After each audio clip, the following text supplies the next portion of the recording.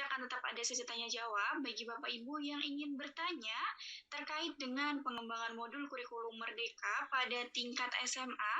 Saya persilakan untuk mengaktifkan fitur raise hand yang sudah ada di Zoom meeting.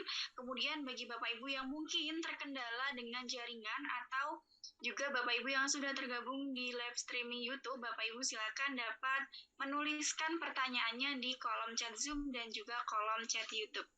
Nah, baik, ini di layar saya sudah ada Bapak Yasir Nurdin yang sudah mengaktifkan fitur raise hand. Selamat malam Bapak Yasir. Malam. Assalamualaikum. Waalaikumsalam warahmatullahi wabarakatuh. Silakan Bapak Yasir untuk dapat menyampaikan pertanyaannya Bapak. Terima kasih Ibu Moderator. Terima kasih Bapak Dokter telah memaparkan berkaitan dengan modul. Ini banyak ilmu yang saya dapatkan.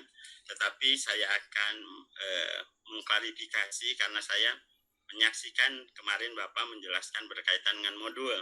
Mungkin takut saya gagal paham berkaitan dengan kemarin.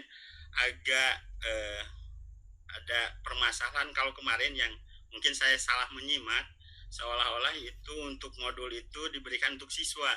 Tetapi kalau yang Bapak paparkan malam ini seolah-olah itu adalah kebutuhan guru untuk administrasi guru untuk modulnya. Yang kedua adalah kebetulan saya ngajar di MA Persis Tarogong, Garut, Pak. Saya dari Garut. Ini yang saya akan tanyakan berkaitan dengan penjurusan, karena penjurusan tidak ada di kurikulum baru, paradigma baru, prototipe, dan pemilihan jurusan itu ada di fase F, kelas 11 dan kelas 12. Yang akan saya tanyakan adalah tataran teknis untuk sekolah memanage pilihan anak. Nanti kalau anak dibebaskan memilih tanpa ada jurusan, bagaimana perorganisasian sekolah untuk menentukan gurunya dan seterusnya, karena mungkin akan menjadi banyak pilihan di siswa nanti. Kemudian yang terakhir Bu, maaf ini ada 3 pertanyaan, boleh? Boleh, silakan Bapak Yasir. Yang terakhir adalah apa yang melatar belakangi adanya profil pelajar Pancasila. Toh di sebelumnya, kurikulum sebelumnya ada KI 1, KI 2, KI 3, sebetulnya itu hampir sama. KI 1 adalah membahas tentang spiritual, KI 2 adalah tentang sosial, yang di dalamnya hampir sama dengan profil Pancasila, ada gotong royong dan seterusnya. Itu terima kasih Bapak. Baik, terima kasih banyak Bapak Yasir Nurdin untuk pertanyaan yang sangat luar biasa. Ini ada 3 pertanyaan sekaligus yang mungkin juga sudah mewakili pertanyaan dari Bapak Ibu yang sudah tergabung di pertemuan ke-6 pada malam hari ini. Nah, baik, kepada Bapak Dr. Bashirun, saya silakan untuk dapat menanggapi pertanyaan dari Bapak Yasir Nurdin.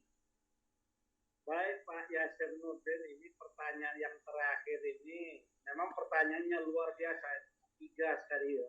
Pertanyaan yang terakhir ini yang saya menjawabnya ngeri-ngeri sedap Pak, terus terang aja. Karena di situ nampak sekali ada unsur politisnya.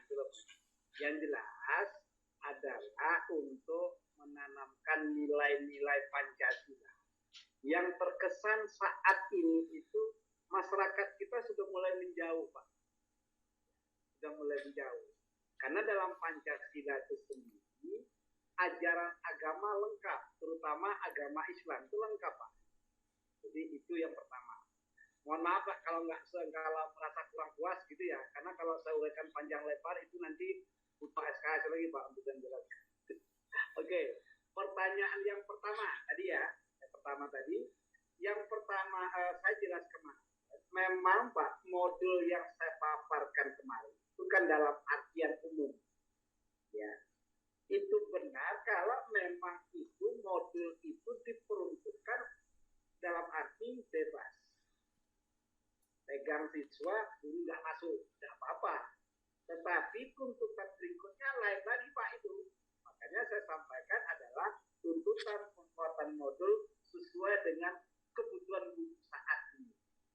Kalau saya melihat modul yang ada saat ini itu Pak, itu lebih menuntun siswa, menuntun guru dalam proses belajar mengajar di dalam kelas. Dulu namanya Bapak RPP. RPP ya kalau saya lihat sekarang Pak ya, modul ajar sekarang itu saya melihat RPP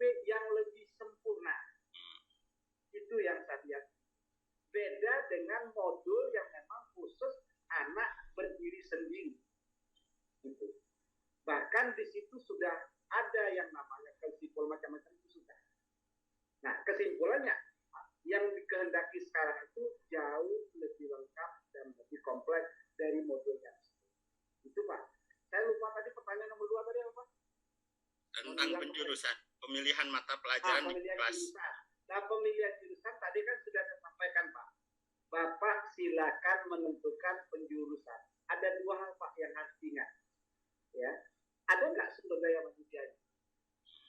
Yang kedua, sarana dan prasarananya ada atau tidak?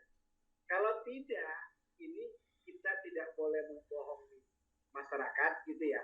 Jauh-jauh hari waktu siswa masuk itu sudah kita umumkan sebaiknya. Sehingga nanti anak yang kepengennya ini ternyata di SMA kita tidak ada. Saya berharap seperti itu.